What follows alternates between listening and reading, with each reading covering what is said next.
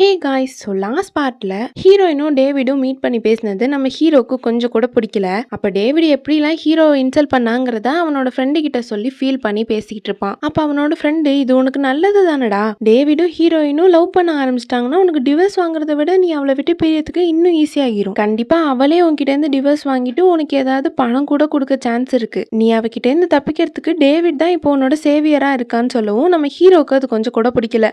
அவன் பார்க்க நல்லவனாவே தெரியலடா, எனக்கு என்னமோ இந்த பிளான் ஒர்க் அவுட் ஆகும்னு தோணல. ஹாங் கூட கண்டிப்பா நான் அவனை சேர விட மாட்டேன்னு ஹீரோ ரொம்ப ஃபீல் பண்ணி பேசுறான். அப்பதான் அவனோட ஃப்ரெண்டுக்கே புரியுது இவன் ஹீரோயின் மேல பொசசிவா இருக்கான், திரும்பவும் அவளை லவ் பண்ண ஆரம்பிச்சிட்டான்னு புரிஞ்சுக்கிறான். இந்த பக்கம் நம்ம சியோனையும் டேவிடையும் தான் காட்டுறாங்க. இவன் டேவிட அவங்களோட சொந்த லேண்டுக்கு கூட்டிட்டு போய், இங்க நான் ஒரு ரெசார்ட் பிசினஸ் ஸ்டார்ட் பண்ணலான்னு இருக்கேன், நீங்க என் கூட பார்ட்னர்ஷிப் போட்டுக்கணுங்கிற மாதிரி கேட்கறான். அவன் எதுக்கும் ஓகே சொல்லாம நான் யோசிச்சு சொல்றேன்ற மாதிரி சொல்லிடுறான். அப்படியே கட் பண்ணா நம்ம ஹீரோயினோட அம்மா லீ சூபின்னு அப்புறம் அந்த அல்ல கையை காமிக்கிறாங்க. அவங்க அம்மா ஏற்கனவே டேவிட பத்தி பர்சனலா விசாரிக்க சொல்லியிருப்பாங்க. அவங்க அம்மா கிட்டே ஒரு போட்டோஸ் கொடுத்து, இவங்க இதுல உள்ள பெரிய பெரிய ஆள் கூட எல்லாம் மீட் பண்ணிருக்காரு, சியோனும் டேவிட் கூட பார்ட்னர்ஷிப் வச்சுக்கணும்னு நினைக்கிறாரு. ஆனா உங்களுக்கு தான் தெரியுமே, ஹாங்கும் டேவிடும் ரொம்ப க்ளோஸ், காலேஜ்ல இருந்து ஒன்னாவே படிச்சவங்க. ஹாங் தான் டேவிட் கிட்ட சியோனுக்கு பார்ட்னர்ஷிப் கிடைக்காத மாதிரி பண்ணிட்டான்னு சொல்லவும் அவங்க அம்மா ஏன் அவ அப்படி பண்ணான்னு கேக்குறாங்க. ஏன்னா ஹாங் மட்டும் அவன் நினைச்ச மாதிரி டேவிட் கூட பார்ட்னர்ஷிப் பண்ணிக்கிட்டு அவளோட மால்க்கு ஹெசரினா சிலையை கொண்டு வந்துருவா. அதுக்கப்புறம் என்ன நடக்கும், அவ ஆசைப்பட்ட மாதிரியே ட்ரில்லியன் கிளப்லயும் சேர்ந்துருவா. அதுக்கப்புறம் தாத்தா ப்ராமிஸ் பண்ண மாதிரியே குயின்ஸோட கம்பெனியை அவகிட்ட ஒப்படைச்சிருவாரு. அதுக்கப்புறம் சியோனுக்கு எதுவுமே மிச்சம் இருக்காது. அதனால அவ தான் எல்லாமே பிளான் பண்ணி பண்றான்னு சொல்லவும் அவங்க அம்மாவுக்கு ரொம்ப கோவம் வருது. அது மட்டும் இல்லாம நான் ஜோசியரை கூட பார்த்தேன், உங்க பொண்ணோட ராசிக்கு அவ கூட பிறந்தவங்க எல்லாரும் கஷ்டப்படுவாங்கன்னு போட்டிருக்கு, அதனாலதான் இப்ப சியோன் கஷ்டப்படுறான்னு நினைக்கிறாங்க. இன்னும் வேற உசுப்பேத்தி விடுறா. அவங்க அம்மா செமையா காண்டாவறாங்க. இது கூட நம்ம டேவிடோட பிளான் தான். அவங்க ஜோசியத்தை ரொம்ப கண்மூடித்தனமா நம்புவாங்க. அதனாலதான் என்னோட 30 வருஷ சர்வீஸ்ல அவங்க கிட்ட நிறைய வாட்டி ஜோசியத்தை சொல்லியே ஏமாத்திருக்கேன்ற மாதிரி சொல்லி சிரிச்சிட்டு இருப்பாங்க. இந்த பக்கம் நம்ம ஹீரோயின் ரொம்ப டயர்டா ஆபீஸ் விட்டு வீட்டுக்கு வரா. அவளோட அம்மா அவளை பார்த்து பேசணுங்கிறதுக்காக அவளுக்காக வெயிட் பண்ணிட்டு உட்கார்ந்து இருப்பாங்க. இப்ப எதுக்கு இங்க வந்தீங்கிற மாதிரி கேட்பா. அப்ப அவளோட அம்மா அவகிட்ட கோவமா, நீ தானே டேவிட் கிட்ட சொல்லி சியோனுக்கு இன்வெஸ்ட் பண்ண விடாம தடுத்தன்னு கேட்பாங்க.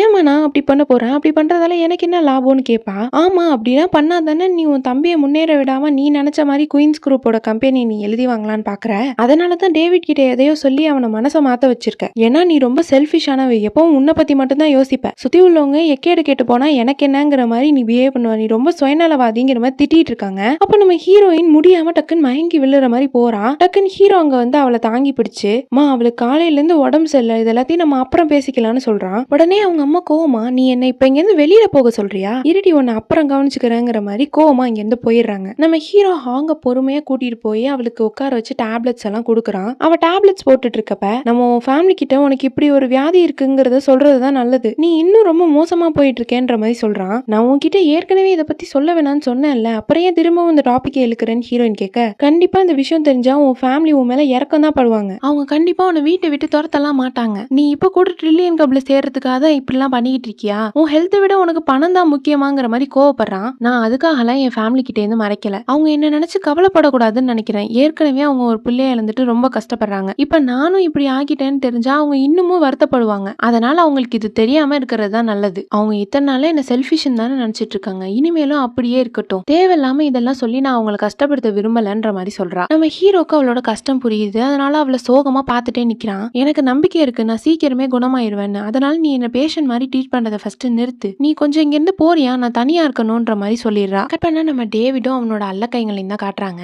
குயின்ஸ் குரூப்ல உள்ள எல்லா டைரக்டர்ஸும் சேர்மன் தாத்தாவுக்கு ரொம்ப சப்போர்ட் பண்றவங்க. சோ டேவிடோட அடுத்த பிளான் என்னன்னா, இந்த எல்லா டைரக்டர்ஸும் ஒரு ஷேர்ல இன்வெஸ்ட்மெண்ட் பண்ணிருப்பாங்க. சோ அவங்களுக்கு ஒரு கட்டத்துக்கு மேல ஹை ப்ராஃபிட் இன்வெஸ்ட்மெண்ட் கிடைச்சிடுது. அதனால அந்த எல்லா டைரக்டர்ஸும் அடுத்த இன்வெஸ்ட்மெண்ட் பண்றதுக்காக ரெடியா இருப்பாங்க. சோ அவங்க எல்லாருக்கும் சேர்மன் தான் இந்த இன்வெஸ்ட்மெண்ட்டை ப்ரொவைட் பண்ற மாதிரி சீக்கிரட்டா இன்னொரு இன்வெஸ்ட்மெண்ட் மெசேஜை அனுப்புறாங்க. ஆனா இந்த வாட்டி இன்வெஸ்ட்மெண்ட்ல ஸ்டார்ட் அப் அமௌண்டே பிரைஸ் ஜாஸ்தியா இருக்கிற மாதிரி டேவிட் சேர்மன் பேர்ல செட் பண்ணி அனுப்பி விட்டுறான். சோ சேர்மன் தாத்தாவே எப்படியாச்சும் ஜெயிலுக்கு அனுப்பணுங்கிறதுக்காக டேவிட் விரிச்ச ட்ராப் தான் இது. இந்த பக்கம் நம்ம சேர்மன் தாத்தா அவரோட டைரக்டர்ஸ் கூட ஒரு மீட்டிங் கண்டக்ட் பண்றாரு. அந்த மீட்டிங் ரிப்போர்ட்ஸை படிக்கலாம்னு பாக்குறாரு. ஆனா எழுத்தெல்லாம் குட்டி குட்டியா இருக்கு. அதனால தாத்தா ரொம்ப டென்ஷன் ஆகி, எனக்கு ஒண்ணுமே தெரியல, உங்கள்ட்ட எத்தனை டைம் சொல்றது, எழுத்தெல்லாம் நல்லா பெருசா வைங்கன்னு சொல்லி நெக்ஸ்ட் டைம் மீட்டிங்க்கு வரும்போது ஃபாண்ட்ஸ் எல்லாம் பெருசா இருக்கிற மாதிரி கொண்டு வாங்க, எனக்கு அப்பதான் படிக்க ஈஸியா இருக்குங்கிற மாதிரி திட்டி அவங்கள அங்கிருந்து அனுப்பிடுவாரு. அப்ப அந்த டைரக்டர்ஸ் எல்லாம் வெளியில போயிட்டு இருக்கும் போது அவங்களுக்கு ஒரு மெசேஜ் வருது, குயின்ஸ் குரூப்க்கு இன்னொரு இன்வெஸ்ட்மெண்ட் வந்திருக்கு, இந்த வாட்டி ஸ்டார்ட் அப் அமௌண்டே 20 பில்லியன் வரும், ஆனா இந்த இன்வெஸ்ட்மெண்ட்ல நீங்க எதிர்பார்த்ததை விட அதிக பணம் உங்களுக்கு கிடைக்கும்ன்ற மாதிரிலாம் மெசேஜ் வருது. அதை பார்த்துட்டு அந்த டைரக்டர்ஸும் இன்வெஸ்ட்மெண்ட் பண்ண ரெடி ஆகிருவாங்க. அப்படியே கட் பண்ணா நம்ம தாத்தா போம்ஜாவோட பர்த்டே பார்ட்டிக்காக ஒரு ஹோட்டலுக்கு வந்திருப்பாரு.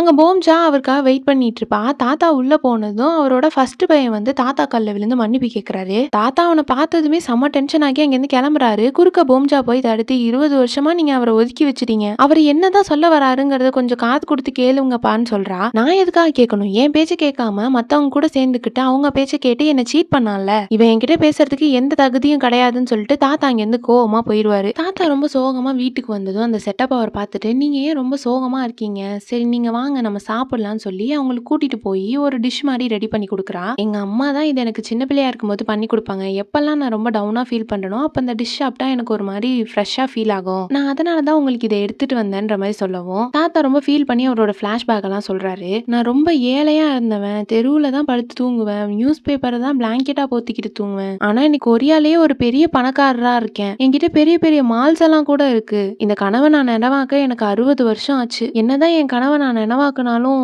ஏன் எனக்கு எப்பவுமே லோன்லியா ஃபீல் ஆகுதுங்கிற மாதிரி தாத்தா பேசுறாரு. எதையோ நினைச்சு நீங்க ரொம்ப கவலைப்படுறீங்கன்னு நினைக்கிறேன். இந்த சூப்பை குடிச்சிட்டு நிம்மதியா தூங்குங்க, எல்லாம் சரியாகிருங்கிற மாதிரி ஆறுதல் சொல்லுது. நம்ம தாத்தாவும் அந்த சூப்பை குடிச்சிட்டு இருப்பாரு. இந்த பக்கம் நம்ம ஹீரோயினோட மால்ல ஒரு கப்பிள்ஸ் தேவையில்லாம ஒரு எம்ப்ளாய் கிட்ட பிரச்சனை பண்ணிட்டு இருக்குங்க.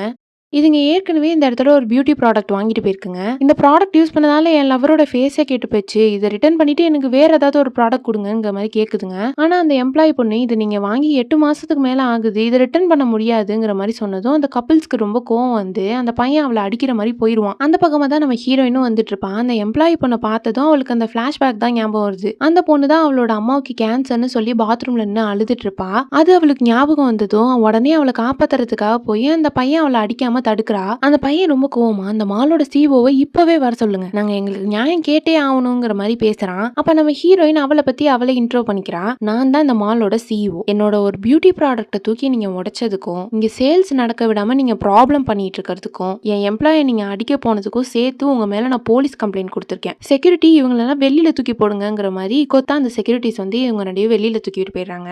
அங்க சுத்தி உள்ள பீப்புள்ஸ் எல்லாரும் இந்த வீடியோ எல்லாம் எடுத்து ஹீரோயினை பாராட்டுறாங்க. அந்த எம்ப்ளாயி பொண்ணு ரொம்ப தேங்க்ஸ்னு சொல்றா. அப்ப அவகிட்ட ஹீரோயின் நெக்ஸ்ட் டைம் இந்த மாதிரி ஏதாவது கஸ்டமர் சொன்னாங்கன்னா யோசிக்காம அவங்க மேல போலீஸ் கம்ப்ளைண்ட் கொடுங்கிற மாதிரி சொல்லிட்டு போறா. இந்த பக்கம் நம்ம ஹீரோவோட அப்பாவும் அவனோட ஃப்ரெண்டும் உட்காந்து பேசிட்டு இருக்காங்க. இந்த வாட்டி வர எலெக்ஷன்ல கண்டிப்பா அந்த ஆப்போனன்ட் டீம் தான் ஜெயிப்பாங்க போல. அவனோட ரெஸ்டாரண்ட்ல மக்கள் எல்லாருக்கும் பாதி விலைக்கு சாப்பாடு கொடுத்துட்டு இருக்கான், கண்டிப்பா அவன் தான் ஜெயிக்க போறாங்கிற மாதிரி சொல்லுது. அவங்க அப்பா கோவமா அந்த ரெஸ்டாரண்ட்டுக்கு போறாரு. அங்க போய் பார்த்தா அவரோட பையனும் அங்கதான் உட்காந்து சாப்பிட்டுட்டு இருப்பான். உடனே அவங்க அப்பா இன்னும் டென்ஷன் ஆகி அவங்க பையனை தனியா கூப்பிட்டு வந்து திட்டிட்டு இருக்காரு. ஏண்டா ஊர் தலைவரோட பையன் நீயே இப்படி பண்ணா மத்தவங்க எல்லாம் என்ன நினைப்பாங்க? நீயே இப்படி ஆப்போனன்ட் டீமுக்கு சப்போர்ட் பண்ற மாதிரி பண்ணலாமாங்கிற மாதிரி திட்டிட்டு இருக்காங்க. கட் பண்ணா நம்ம ஹீரோட அக்கா யாருக்கோ சின்சியரா மெசேஜ் அனுப்பிட்டு இருக்கா. அப்ப அவளோட நெய்பர் ஆன்டிஸ் எல்லாம் வந்து இந்த வாட்டி கண்டிப்பா உங்க அப்பா எலெக்ஷன்ல ஜெயிக்க மாட்டார் போல, ஆப்போனன்ட் டீமுக்கு தான் எல்லாரும் சப்போர்ட் பண்றாங்க, இப்ப என்ன பண்ண போறாங்கிற மாதிரி கேட்டுதான் அவ கோவமா இங்க இருந்து முதல்ல போறீங்களாங்கிற மாதிரி கத்துறா. இப்ப ஊர் மக்கள் எல்லாரும் சேர்ந்து ஒரு மீட்டிங் ஹால்ல தான் இருக்காங்க.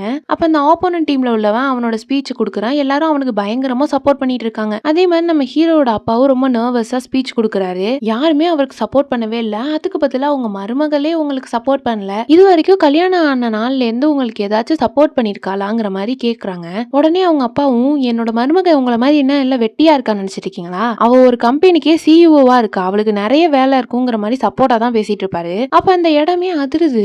என்னடா அதுங்கிற மாதிரி எல்லாரும் ஜன்னல் வழியா எட்டி பாக்குறாங்க. ஏகப்பட்ட ட்ரக்ஸும் காரும் வந்து இறங்குது. அதுல பார்த்தா நம்ம ஹீரோயின் வந்து நேரா இறங்கி அந்த ஹால் ரூமுக்கு தான் வந்து பேசுறா. எல்லாருமே ஷாக்கிங்கா பாக்குறாங்க. இவ எப்படி இங்க வந்தாங்கிற மாதிரி கேட்டுட்டு இருக்கவும் நம்ம ஹீரோட அக்கா அவளுக்கு தான் மெசேஜ் பண்ணி கூப்பிட்டுருப்பா. இந்த மாதிரி எங்க அப்பாவுக்கு எலெக்ஷன் நடக்குது, எங்க அப்பா அந்த எலெக்ஷன்ல தோக்குற மாதிரி இருக்காரு, நீ தான் ஏதாச்சும் ஹெல்ப் பண்ணுங்கிற மாதிரி அவகிட்ட ஹெல்ப் கேட்டிருப்பா. ஹீரோயின் அந்த மெசேஜ் பார்த்ததும் நேரா இங்கதான் கிளம்பி வரா. அப்ப அந்த மீட்டிங் ஹாலுக்கு அவங்க அப்பா பக்கத்துல வந்து சாரிப்பா என்னால உங்களோட 60வது பர்த்டேக்கு வர முடியல, அதுக்கு பதிலா உங்களுக்கு ட்ரீட் கொடுக்குற விரும்பா தான் நான் இப்ப வந்திருக்கேன். முதல்ல நான் என்ன பத்தி இன்ட்ரோ பண்ணிக்கிறேன். என்னோட பேரு ஹாங் ஹேனா, நான் இந்த ஊர் தலைவரோட மருமகங்கிற மாதிரி சொன்னதும் எல்லாரும் ரொம்ப சந்தோஷமா கைத்தட்டி அவளை வீடியோ எல்லாம் எடுக்கிறாங்க.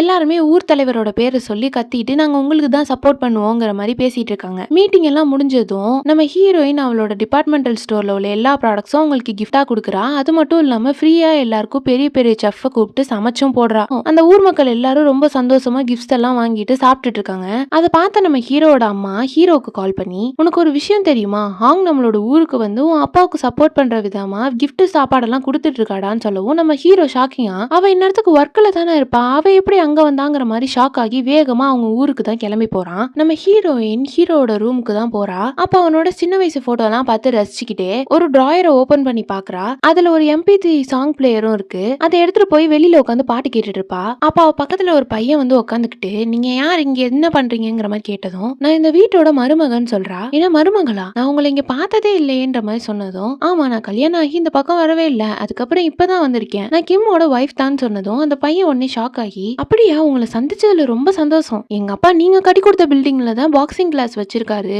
உங்களை நான் இங்க பாப்பேன்னு எதிர்பார்க்கவே இல்லை, அது மட்டும் இல்லாம நான் வெளியில வரும்போது உங்க காரை பார்த்தேன், அதை பார்க்க ரொம்ப சூப்பரா இருந்துச்சு, எனக்கு அதுல ஒரு ரவுண்ட் கூட்டு போறீங்களான்னு கேட்பான். உடனே வான்னு சொல்லிட்டு ஹீரோயின் அவனை கூட்டிட்டு போய் டிரைவர் கிட்ட அவனுக்கு ஊரு சுத்தி 4 ரவுண்ட் கூட்டிட்டு போங்க, பார்த்து பத்திரமா அவனை வீட்லயே கொண்டு வந்து விட்டுங்கிற மாதிரி சொல்லிட்டு இவ திரும்பவும் MP3 பிளேயர்ல சாங் கேட்கலான்னு போறா. அப்ப அது கீழே விழுந்ததும் அவ எடுக்கலான்னு போறா. அந்த இடமே அப்படியே மாறி போயிருது. மறுபடியும் அவ ஹாலுசினேஷனுக்குள்ளேயே போயிருவா. இப்ப எந்திரிச்சு பாக்குறா, அப்படியே இடமே வேற மாதிரி இருக்கு. நம்ம எங்க இருக்கோம், இது என்ன இடங்கிற மாதிரி ரொம்ப கன்ஃபியூஷனா இருக்கா. அவ உடம்பெல்லாம் அடிபட்டு இருக்கு, காலெல்லாம் வேற சேரா இருக்கு. அப்படியே ரொம்ப பயந்து போய் அழுதுகிட்டே நடந்து போய்கிட்டு இருக்கா. இந்த பக்கம் நம்ம ஹீரோவை தான் காமிக்கிறாங்க. அவன் ஹீரோயினை எங்க பார்த்தாலும் தேடுறான். அவ இல்லன்னு தெரிஞ்சதும் அவளோட கார் டிரைவர் கிட்ட அவ எங்கன்ற மாதிரி கேக்குறா. இப்பதான் அந்த குட்டி பையனை ரவுண்டு கூட்டிட்டு போக சொல்லிட்டு இங்கதான் நின்னுட்டு பாட்டு கேட்டுட்டு இருந்தாங்கிற மாதிரி சொன்னதும் அவன் திரும்பி பாக்குறான். அந்த MP3 பிளேயர் கீழே கிடக்கு. அதை எடுத்துக்கிட்டு அவன் சைக்கிள் எடுத்துட்டு எங்க பார்த்தாலும் அவளை ஊரை சுத்தி தேடி போய்கிட்டு இருக்கான். சைக்கிள்லயே ரொம்ப தூரம் ஹாங் ஹாங்னு கத்திக்கிட்டே போயிட்டு இருக்கான். எங்க தேடியும் அவன் கிடைக்கல. கடைசியில ரொம்ப இருட்டி போயிருது. ஹீரோயின் ரொம்ப பயந்து போய் அழுதுகிட்டே நடந்து வந்துட்டு இருப்பான். தூரத்துல ஒரு லைட் அடிக்குது. யான்னு பார்த்தா ஹீரோ தான் சைக்கிள்ல வந்துட்டு இருப்பான். அவன் அப்படியே சைக்கிளை போட்டுட்டு எதுக்காக இங்க வந்தங்கிற மாதிரி கேக்குறான். ஹீரோயின் அவ பயத்தை காமிச்சுக்காம இருக்கிறதுக்காக போல்டா, நான் இங்க வாக்கிங் தான் வந்தேன்ற மாதிரி சொல்றா. இந்த ஊர்ல எந்த இடத்துல எங்க போகணுங்கிறது கூட உனக்கு தெரியாது, அது தெரியாம வாக்கிங் வர நேரமா அது, நான் உன்னை பத்தி எவ்வளவு கவலைப்பட்டேன் தெரியுமான்னு புலம்பிட்டு இருக்கான். நீ முதல்ல இப்படி என்ன பேஷண்ட் மாதிரி ட்ரீட் பண்றது நிறுத்து, நான் நல்லா தான் இருக்கேங்கிற மாதிரி சொன்னதும், ஆமா நீ என்கிட்ட சொன்னல, நான் தான் மறந்துட்டு உன்னை பத்தி கவலைப்பட்டுட்டேன், சாரின்னு சொல்லிட்டு கோவமா போறான். அப்ப அவங்கள சுத்தி லைட்ஸ் எல்லாம் ஆன் ஆகுது. அப்ப ஹீரோயின் மறுபடியும் அழுதுகிட்டே, நான் இந்த இடத்துக்கு எப்படி வந்தேன்னு எனக்கு தெரியவே இல்ல, எனக்கு எதுவுமே ஞாபகம் வர மாட்டுதுன்னு சொல்லி அழுவுறா. அவ அப்படி சொன்னதுமே ஹீரோ ரொம்ப பயந்து போய் அவளை டைட்டா ஹக் பண்ணிட்டு அழுகுறான். அவளும் ரொம்ப அழுகுறா. சோ அப்படியே கட் பண்ணா இப்போ ஒரு பிளாஷ்பேக் காமிக்கிறாங்க. நம்ம ஹீரோ இப்போ ஒரு சின்ன பையனா இருக்கான். இவன் தான் நம்ம ஹீரோ. இவன் சியோல உள்ள ஸ்கூல்ல புதுசா ஜாயின் பண்ணிருப்பான். நம்ம ஹீரோட அப்பா தான் அவனை ஸ்கூல்ல விட்டுட்டு அங்க இருந்து போறாரு. நம்ம ஹீரோ ஸ்கூலுக்குள்ள போறான். சோ அதே ஸ்கூல்ல தான் நம்ம ஹீரோயினும் படிச்சுட்டு இருக்கா. நம்ம ஹீரோ ஜாயின் ஆகிற அந்த டைம்ல தான் நம்ம ஹீரோயின் அந்த ஸ்கூல்ல விட்டு போறா. அப்ப அவளோட கிளாஸ்ல எல்லா பசங்களும் தேவையில்லாம அவளை பத்தி ஒரு ரூமர் கிளப்பிட்டு இருப்பாங்க. இவ அவங்க கூட பிறந்தவங்களே கொன்னுட்டா தெரியுமா, இவளுக்கு சரியான பைத்தியம் பிடிச்சிருக்கு, இவ ஸ்கூல் விட்டு போனதும் அவளை மென்டல் ஹாஸ்பிட்டல்ல சேர்க்க போறாங்கிற மாதிரி பேசுறாங்க. ஹீரோயின் அதெல்லாம் காதுல வாங்கிட்டு ரொம்ப சோகமா எந்த பதிலும் சொல்லாம இங்க கிளம்பி வந்துருவா. அப்படி அவ பாடி கேட்டுட்டே வெளியில வந்துட்டு இருக்கும்போது சடனா கீழே விழுந்துருவா. அப்ப நம்ம ஹீரோ கிட்ட போய் உனக்கு என்னாச்சு, ஏன் சோகமா இருக்கன்ற மாதிரி கேட்பான். அவ முட்டியில அடிபட்டு இருக்கதை பார்த்துட்டு ஒரு பேண்டேட் வெட்டி விட்டுட்டு நீ என்ன அழுகுறியான்ற மாதிரி கேட்பான். அவ எதுவும் சொல்லாம அங்க இருந்து வேகமா போயிருவா. அப்ப அவளோட MP3 பிளேயரை அங்கேயே விட்டுட்டு போயிருவா. அதை தான் நம்ம ஹீரோ இப்ப வரைக்கும் எடுத்து வச்சிருப்பான். நம்ம ஹீரோயின் அந்த டிராயர்ல இருந்து ஒரு MP3 பிளேயர் எடுத்து பாட்டு கேட்டுட்டு இருப்பால, அது ஆக்சுவலி அவளோட MP3 பிளேயர் தான். அதை மறந்துட்டு தான் இதை எடுத்து பாட்டு கேட்டுட்டு இருப்பா. சோ இவங்க ஏற்கனவே டெஸ்டினியா ஒருத்தர் ஸ்கூல் டைம்லயே மீட் பண்ணிருப்பாங்க. சோ அப்படியே இந்த எபிசோட ரொம்ப அழகா பினிஷ் பண்ணிருக்காங்க. இந்த எபிசோட் உங்களுக்கு பிடிச்சதுன்னா மறக்காம லைக் பண்ணுங்க. குயின் ஆஃப் டியர்ஸ் டிராமா பிடிச்ச உங்களோட ஃப்ரெண்ட்ஸுக்கு ஷேர் பண்ணுங்க. Bye guys.